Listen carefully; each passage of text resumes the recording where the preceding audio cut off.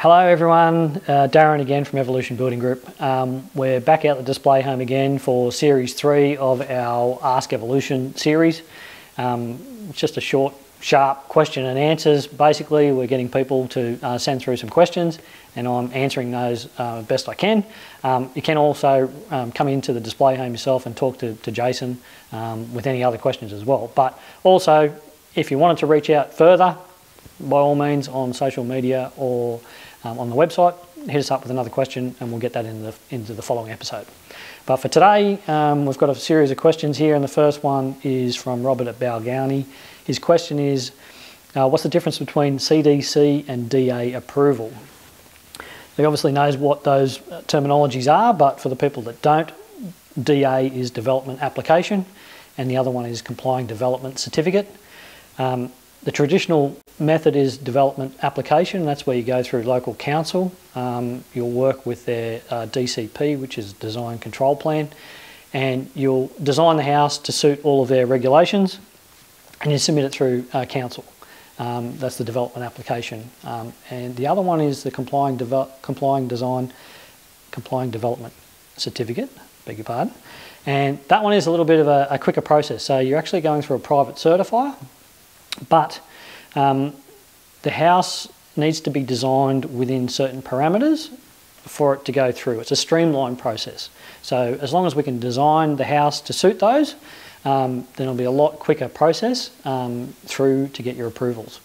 And that's generally what we do at Evolution. We always try and work with the CDC. Doesn't always work for whatever reason, but we generally try that, and most of our houses are designed to suit complying development certificate approvals.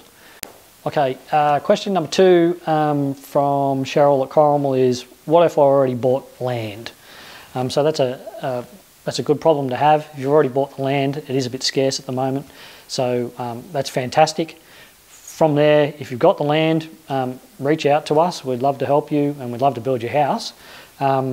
So we'd assess whatever that block of land is, the size, the shape, the parameters of what we can build on it, what you actually wanted to build, what your budget was. So I would suggest that you reach out to us. Come in down to 20 Raven Street, Wongawilli, our display home. Check out our design down here, which is the Suffolk with a loft. Might be perfect for you, but if it's not, we have many other different designs that you can have a look at. We also do custom homes. So if you've got the land, that's the first piece of the puzzle. So congratulations on getting the land, and the next one is to reach out to us and we'd gladly assist you. Question number 3 is, what is an easement? From Marty at Berkeley. An easement can be a number of things, a right of carriageway, an easement for services. So it's generally a restriction on the land. It's a parcel of your block that you can't build on. So some services might be running down there and they service your block and some other blocks. So it could be a number of things, but it's a restriction on the land that generally you can't build on. So that's the answer to that question, Marty. There is some other bits to it, and you know, it's a little bit more detailed, but you know, we do the research on whatever block of land you had, and we can give you some better answers on that once we knew what exactly that block of land was and the easement problem that you might have. Okay, so next question is from Peter at Wongawilli. His question is, do you build on sloping sites? At Wongawilli, not a great deal of sloping sites out here. They're more bench sites. So I think that's probably what Peter is talking about there. There is a little bit of a difference between those. The sloping is a continuous sort of slope, and another one is like a benched lot. So developers nowadays are trying to do bench lots. And what that does is a standard design generally needs to have a split within inside of that to suit that sloping site or a bench site.